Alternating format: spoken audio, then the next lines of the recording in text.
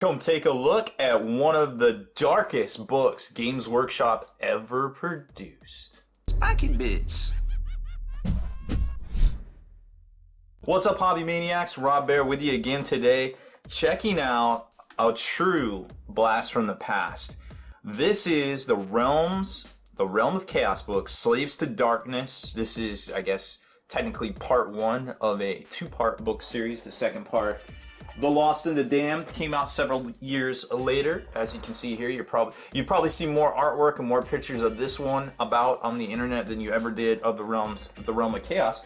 Whereas this one might actually be more historically important. Now, this is probably one of the darkest books Games Workshop ever put out, and my mom had every 100% right to not let me buy this book. I wouldn't even try. I knew not to even try to buy this book. I knew what it was about. She didn't want me playing D&D and stuff back in the day. I had to sneak that in on Boy Scout camping trips, and I saw this one come out nearly 30 years ago, and I was like, oh man, I want that. I like this chaos thing. And I flipped through the book and I was like, but I can never buy this. So I never even tried, but I did get to read it over, like I said, on some Boy Scout campouts and things like that. And several years later, when I was older and in high school, I got to take a look at it again. Some friends have it, but now, of course, it's kind of relegated to history. This is nearly a 30-year-old book. That it goes upwards to $100 or more, depending on the condition. Now, this particular one here, actually, both of them were loaned to me by my friend Matt. And thank you for that, Matt. I know it's been a while. I'll get these back to you, I swear. They're in good hands. Mostly promise. This book came out in 1988. Like I said, it is one of the darkest books Games Workshop ever produced. Now, this shows the powers. This introduces a lot of chaos to, the background and the history of chaos to both fantasy and 40K.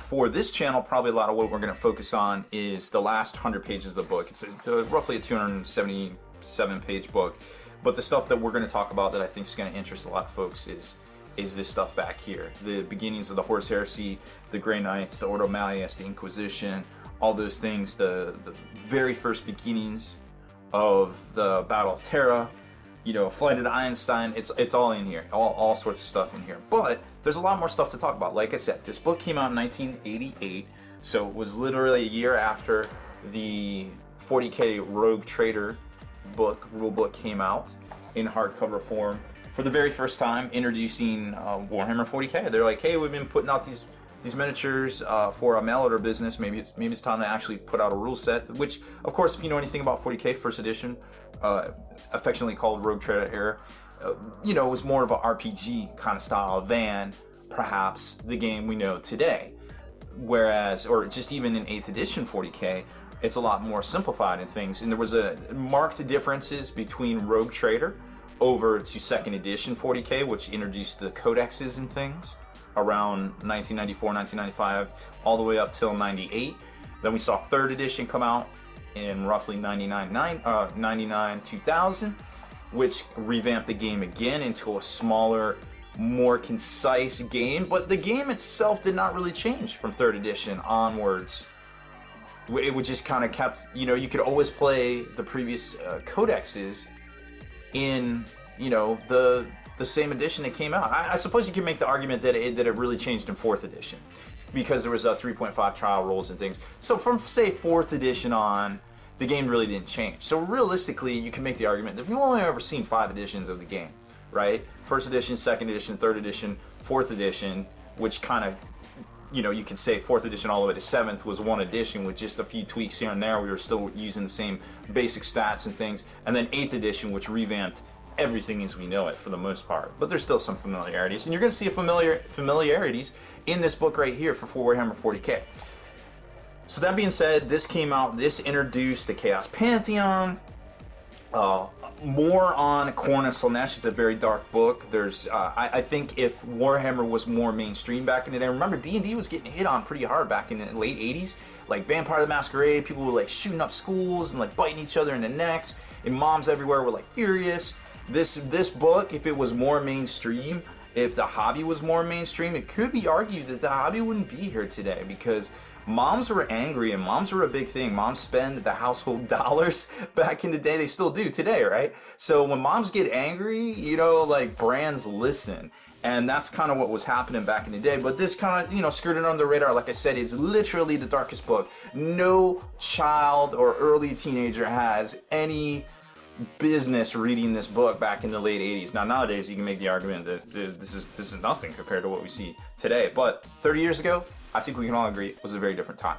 Now, what's really cool about this book is that there's a lot of history, a really rich history in here. And we're not going to go through it because a lot of this section here is, while it's cool and we're going to hit on some parts, it's more of chaos fantasy, of Warhammer fantasy in general, which we all know is completely gone and obliterated. It's the mortal, you know, the mortal realms are here now. You know, it's Age of Sigmar. So a lot of this really doesn't hold sway anymore, and it's cool, and it's a collector thing. And obviously, if you're into chaos, that's the reason you're checking out this video in the first place, right? But if you're really, really, really into chaos and really into Warhammer fantasy, you're probably just going to pick this book up. So we'll kind of do an overview and then talk more about the 40K stuff in the back. Now, some stuff of note here. The Realm of Chaos book was written by Brian Ansell. Brian Ansell is, obviously, he's still in miniatures a little bit right now, but he's in a lot of other things. Obviously, an older bloke nowadays. You may remember the dapper gentleman with a muscle shirt and a very interesting haircut and mustache and facial hair, you know, with some golden demons and a chaos army in front of him. It's a meme. It's been around. You've probably seen it. That actually is Brian Ansell. He's a completely different fellow these days. 30 years will do that to you, right? But, and he was in charge of Games Workshop for a while. And as you can see here, he was the managing director, which, you know, puts you, it's basically a CEO. The studio manager was Tom Kirby. And I think if you're watching this video and you're into Warhammer 40K, you know who Tom Kirby is. So he started below Brian Ansell, but we all know Tom Kirby's on the outs these days. He does wield a little bit of power around the old halls there in Nottingham, but not as much as he used to. But there's some other alumnus in here that you might recognize their names. Alan Merritt, of course, no longer with the company as well. He was what a lot of folks say he was, you know, had a lot to do with that whole Space Marine, you know, suing, going after a lot of folks there, whether it was over, you know, of his own accord or because the company told him to. Well, that is what it is. You know, when you work for a company, you kind of do those sort of things.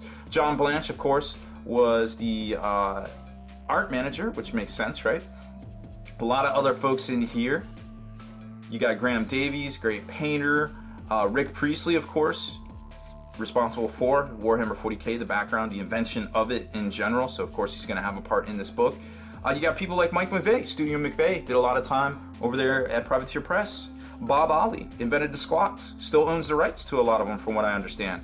Alan and Michael Perry, the historical miniature dynamic duo right there. So lots and lots of alumnus had a lot to do, hands on this book, in this book, doing things. Like I said, 1988, a year after the Rogue Trader book for Warhammer 40K came out. Now, what you're going to notice about this book is, yeah, it's old. You know, they didn't have computers back then. They didn't have WordPress back then. They used typewriters. They used typesetting. You know, desktop publishing was a thing. So a lot of the pages are going to look very similar with some line art, black and white stuff. But what's really cool, and they don't do this in the second book, and it's kind of sad, is all of the illustrators have a little symbol right here. So they don't put their name next to it. They use this little symbol. So when you scroll, when you flip to a page, and you see a full page art like this right here, this is Ian Miller. And Ian Miller has a very noticeable style right there, and you probably also recognize that style from a card game called Wyvern, which was about dragons back in the I'll say mid 90s. He also did a lot of artwork for Magic the Gathering. You might remember a lot of cards from Visions and Mirage expansions. I think he may still draw for them. I'm not sure. I haven't seen a lot of his art on their cards in a while, but there's a lot of folks in here that have done work. Of course, you've got John Blanche, of course, and then some other folks in here like Ali Morrison and a few other folks. Now, the cover art was drawn by John Civic, which you can see right here. He also did the art for the Realm of Chaos book, the secondary follow-up that came out 2 years later in 1990. And he did the work, the cover art for the Rogue Trader rule. So he was, I guess, kind of like their go-to boy for a lot of this. And then as the Codex books and things came out for Warhammer 40k, that all changed, and now we see, you know, a more unified vision on that as well. So a little bit of history going forward here. You got this great story introducing the idea of Inquisitors and tainted Space Marines here. This is definitely worth the read. You can pause it and check it out.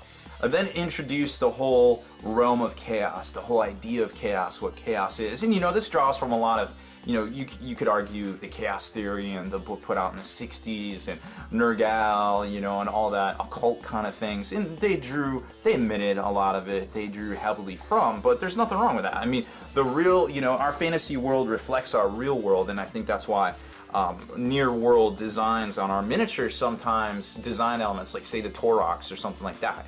You know, that really gets us going because that's stuff we've seen in our real world, but then now it's stuff we see in our fantasy world and it interests us, which makes a lot of sense, right?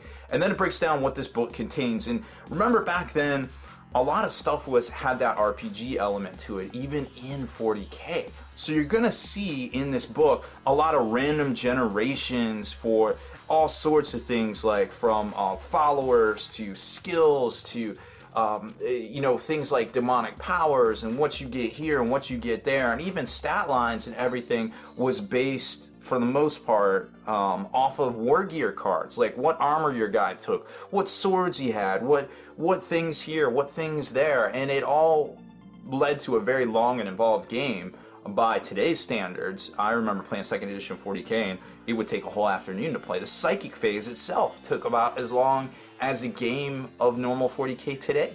So there's a lot of stuff in here that has been simplified over the years. So you're going to be like, well, that's cool and that's really customizable, but it slowed down the game enough to where it got a little frustrating. But what's cool about this book is that it's both fantasy, both 40k rules in here. So it's kind of like it was almost a supplement to Warhammer 40k that also contained fantasy. But then again, it also could be argued that this was a Warhammer fantasy supplement that contained 40k, because fantasy literally takes up 2/3 of this book. Remember, 40k wasn't the juggernaut the year after it came out that it is today for Games Workshop. So it's going to explain all that and all sorts of different things, and the spread of chaos and how it worked in the old world and things. And also a little bit kind of tying the two together, because it's kind of like an overlap, and you're going to see a little bit of that in here, and you're going to see some retcon stuff. You're going to see some stuff that doesn't make sense to you if you think about, well, how does that apply today? It doesn't. They got rid of it. They don't talk about it anymore. Throughout the book itself, there's this little powers of chaos, and this is basically a kind of like a little anecdotal note of two brothers, the brothers Gottlieb, Lothar and Joan, and they are both ascending the ladder of chaos to see if they can make it to demonhood, or if they're which one or both will end up as a spawn. So this is the two depictions of them right here, and this is the ladder of chaos, and they're both climbing up to get to the top, and hopefully become a demon prince and ascend to demonhood, right? So throughout the book, there's all of these in here, and I'm not going to spoil which one, what happens to which one, where, but it is in here, and it's an interesting tale to read as you go through each of the sections. All right, so then we get into, the first section, talking, and there's a reoccurring story, kind of like, I guess to borrow a little bit from Metallica, like the King Nothings.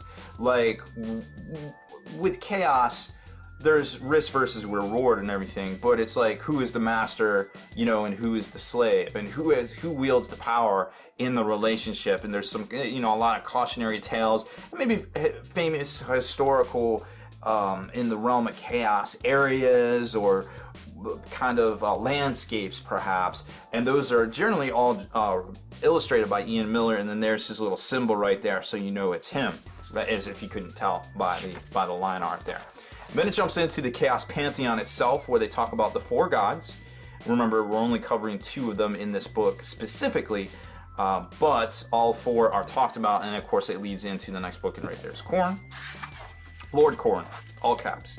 And then it gets into what we know today as the lore and the background on Slaanesh and Khorne themselves, demons, the types of demons, demon packs, how it all kind of works, demon abilities, the special rules for them, of course.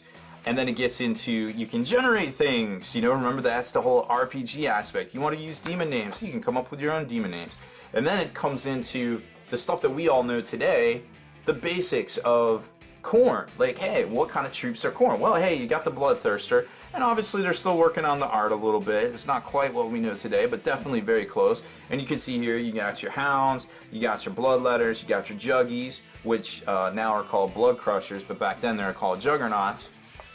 So Fleshhounds, Bloodletters, and accompanying stat lines for Warhammer Fantasy Battle. Remember, Warhammer Fantasy Roleplay was a thing back in the day too. So there's 2 different stat lines here. So it's almost a RPG book along with a tabletop miniatures game in and of itself. There's the Juggernauts, and then it gets into the Servants of Slaanesh, which are going to seem very, very similar. Keepers of Secrets. The Demonettes themselves, and of course here there's one on a mount, which is going to jump into. There's the Fiends. And the Mounts of Slaanesh, which we saw eventually get its own models in the early 2000s. Very similar there. Well, I guess there was one that was similar, but not as well done. I mean, you could say this art literally exists in miniatures now, right? And then another section on the brothers beginning their climb. It looks like one's already got some mutations right there. I wonder what that's about. And again, another Chaos Landscape, illustrated by Ian Mill. Very cool stuff. And then it goes into a whole bunch of sections in the fantasy era, fantasy area here for both RPG and the tabletop, about the Road to Power, the Ascendancy to Demonhood, the Path to Chaos, how it all works, the rules, etc., etc. We're not going to really cover that stuff, but I did want to show you a few sections here around page 90-ish. Yeah. So the demon weapons. Again, lots of generation charts, because that's what it's all about. I think anybody that's played D&D knows that.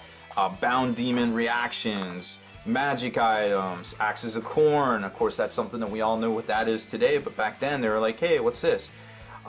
Specific items that are relevant to the 2 factions. The Rod of Command, like I said, this is a very dark and visceral book.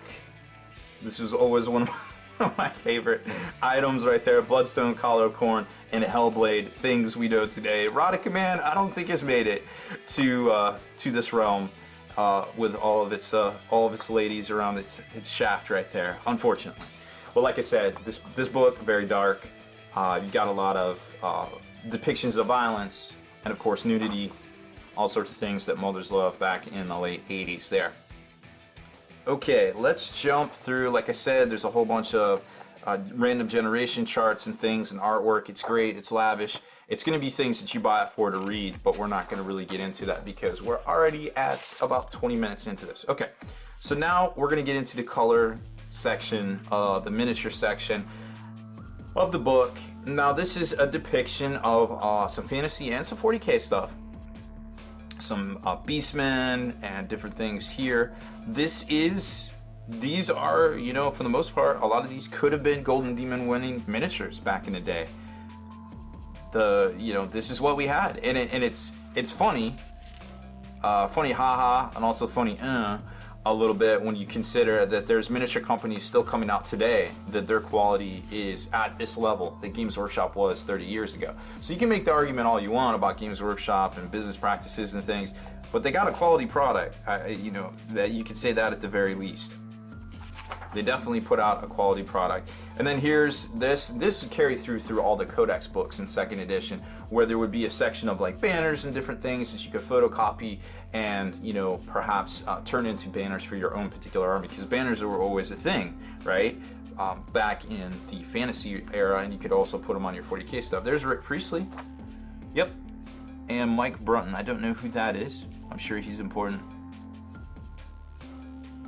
But man, those were the old days. Definitely the old days right there. And here you can see a lot of the early pewter miniatures. I believe the backpacks were actually plastic. They made this in plastic for a while. With some more Chaos Renegades. And the concept of Ultramarines had already been established. And there you go right there. You've got your plastic Land Raider. And some more banners. And that is pretty much all we got for color miniatures. There was that one steed that I knew was sculpted, but I wasn't sure it was in this book. and some of the RTBs, the very first plastics converted over to Chaos. So this has been happening for about 30 years now. More historic landscapes in the realm of Chaos, talking about demons and things, and now we're going to jump to the 40K section, which is strangely enough on page 212. Love that.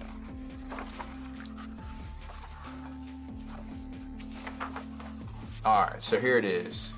Chaos and Warp Space. So this is where we start getting into stuff about Warhammer 40K and how it all works and you know, a lot of historical importance to today. So here you might notice this little guy right here. Not only was he a bloodthirster, but he was also the available in pewter form, and a plastic sculpt of him was available in the old Milton Bradley Hero Quest box. He was the ultimate baddie in there, a little gray plastic dude, and you would put the head on him, and he was kind of in a static pose. But Games Workshop did a lot of the sculpts from Milton Bradley back in the day because they didn't have the ability. They could make tokens and stuff, but they couldn't really sculpt this stuff. So even 30 years ago, Games Workshop was ahead of their time.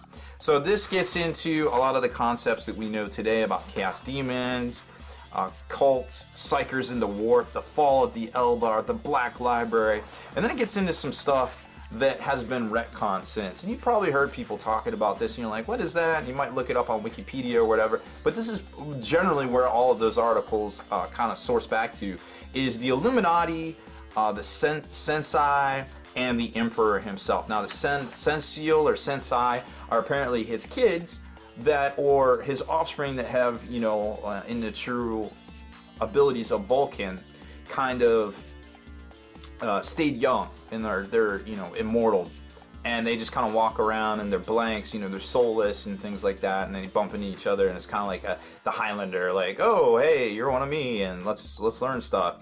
And that's kind of what that is. And the Illuminati had this plan to where the Emperor eventually would just give up the ghost on the golden throne, and they would sacrifice all the Sensiel or Sensei, and he would come back and he would be even more powerful than ever before and kind of fight off chaos and all that stuff. And obviously that has been completely retconned. You could almost make the case that the Sensiel, the Sensei became the Primarchs, and you know, led all the chapters through the Great Crusade and all that stuff. So you know, it's hard to say, but this was the retcon section basically. Then it gets into demons and summoning them. There's more generation tables if you want to do intrusions, a teleporter accident, all sorts of cool stuff. But this was how you worked demons into the existing game. This is the supplement part to the Rogue Trader book, right?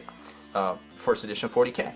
And then the powers for them, instability table, of course all of that came through possession, the process of possession. So this is straight game stuff. This is for the game of Warhammer 40K, but remember, it was kind of RPG based back then. So a lot of this seemed a little much and not really realistic. And then there was the concept of Chaos Renegades, whether you know, chapters of Marines or perhaps Imperial Guardsmen, or they called them the Imperial Army back then, that became tainted or, you know, just kind of threw in their lot with chaos. And that's what all this is about. And you could kind of have anybody out there, like from a Marine down to just your lowly human. They even introduced Beastmen and Abhumans, Squats and Ogrins. This was in Zotes and Slan. They had all this stuff back in the day. Like, you could have a whole warband of these dudes. I don't know why that guy has a white hood on. I assume it's white, but that might not be allowed in books anymore. So there's, like I said, there's a lot of weird stuff in here. But back then it wasn't so weird. It was the 80s. That might have been a little weird. I might have been on the fence about that one in the 80s still of myself, but yeah, so lots of cool stuff in here. Lots of little, like, ooh, what were they thinking right there? And then rewards and things for Chaos Renegades, Renegade follower tables. Hey, you could get followers. Okay, cool. So a lot of generation and a lot of things in here. Now, this really isn't, hey, where's my 40K rolls? What we're getting. There's a lot of content in here that I kind of wanted to show everybody. Now, this is the part that a lot of people, if you're skipping through the video, you probably want to stop right now. Not that you might land on the spot, but this is where the background is laid out for the Horus Heresy. So, lots of stuff in here, lots of ideas from, you know, the Bioweapon Bombardment Istvan 3 to the Dropside Massacres in Istvan 4, or 5 rather, and the Interlegionary War, of course, they didn't, you know, they don't really call that anymore. You had stuff from Legio Cybernetica, the Titan Legions, all that stuff. Remember, Adeptus Titanicus was a boxed board game around this time. I can't exactly remember exactly when it came out, but it was definitely around this time. And this is the whole background. This is where it all started. This was also an article on White Dwarf at some point. I don't remember if it came after or before this. I'm assuming after, but I don't know for sure. My memory of 30 years ago fantasy stuff is a little vague. However, there's lots of good stuff in here. I've read through it. The whole Olennius Pius thing is in here that may or may not get retconned. We have seen Olennius reappear in the Horus Heresy novels. However, you know, we've heard that it was a custodes in the summation of the current story of the Horus Heresy. And there's some folks out there that say this is Horus. I don't know if it is. I don't know if this is a depiction of Horus himself. It almost looks like that right there is an Imperial Emperor's Children Legion. But all the legions and stuff are in here too. The majority of them. The Eye of Terror, all the stuff that we come to know today. Traitor Legionaries, here's their stat lines. Remember, a lot of stuff went off their war gear cards, or what armor they wore and things for their saves. The Ordo Malleus, the Grey Knights. Hey, you're introducing all this chaos stuff. We gotta have some way to fight it in our games. Well, here it is, the Ordo Malleus, Grey Knights. They put out miniatures for these very, very long time ago. There was a hooded, faced, helmed Inquisitor in Terminator armor with a side cannon that came out. There was a few different models of Grey Knights, a couple of different Inquisitors on foot, all sorts of stuff. And then it gets into actual army lists. The Dark Millennium section here ports over a lot of stuff from the Rogue Trader book. But it also ports over, and it introduced a lot of weapons, but it also ports over new rules, well, basic chaos versions of rules for Space Marines, okay? So you got here, this is your side cannon from back in the day, and this actually is the representation on a model from back in the day, a Citadel miniature model. That Inquisitor I was talking about literally has one of these on his person. So lots of side cannons, psych out grenades, stuff like power shields, combi weapons. Of course, the freaking Imperial Fist would have a shield that has like a bunch of guns built into it. Chaos armor, collars, support weapons, all sorts of things, special equipment charts, lots and lots of rolling on lots of different charts back in the day. And then it gets into the, you know, actual nitty gritty. Hey, how many points are this stuff? This is where you build your army. And you could have stuff like, you know, the old robots back in the day, right here. The Crusader, Colossus, Castilian, Cataphract, and Conqueror, many of which have been redone as forces of the Adeptus Mechanicus in Horus Heresy, or versions of them. And then you got stuff right here, tactical equipment and things. The Dreadnoughts, the Duridio, the Farabundus, the Contemptor even. These were, you know, titles that we're just seeing again recently today that existed back then. So that's really cool. It kind of gives you an idea of things yet to come, perhaps. Mole mortars, thud guns, still seeing those, still not seeing those. Then we got jet cycles, land speeders, shadow bikes, all sorts of crazy different stuff right there. Some more artwork. And then it gets into the stat cards for people, and you could, you know, photograph these, cut them out, throw them on your tabletop, make it easy with lots of cool little illustrations there for all of them. You got all the chaos stuff, and then you've got the Ordo Malleus guys, which are nothing special. You don't see any, you know, depictions of anything too different. It looks all like the stuff they used in Rogue Trader for the Space Marines, the Astartes, right? But these are, I assure you, in some regards, Grey Knights. But Grey Knights was just kind of the chapter in the militant arm of the Ordo Malleus, much as it is today, but they didn't make them look much different, is all I'm trying to say. They're not the Grey Knights that we know today. And then we're done. That's it. 276 pages later, 30 years in the future, here we are. So we got the Realm of Chaos, Lost and the Damned, advertisement here. They said it would come out. When did they say it was come out on this ad here? I guess they didn't really say. But I remember this came out and everybody was really super anticipating this book, and this book didn't come out for 2 years later. This, it seemed like a year, but this is copyrighted 1990, and I can't remember exactly when it came out, me personally, but so I just gotta go with the copyrights at this point. And here you can see a lot of the different supplements that Games Workshop was putting out at the time. Warhammer indeed had already come out. They had the first chapter approved. The first book, this was the first book of the Astronomicon right there.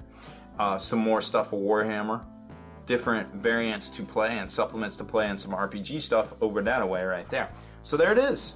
That is our blast from the past. Thank you so much to Matt for letting me borrow this book right here. Now, like I said, depending on condition, these things can go for like $100, give or take. The dust jacket is definitely tattered.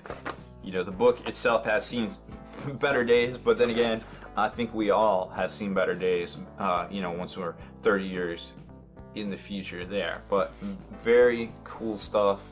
I can't wait to bring you the second video in this series, of course, the Realm of Chaos. And of course, you know, we might take another look at the old Rogue Trader book itself from back in the day as well, perhaps at a later date in our retro series here. We haven't done a good retro in a while, so I wanted to come at you hot with this one here, an iconic piece of Warhammer history that may or may not make it in the world today if they put this thing out here. So that's it, y'all. Thanks for watching. If you enjoy these video features here, make sure you subscribe to us and turn on notifications so you can be the very first to like and comment on our videos.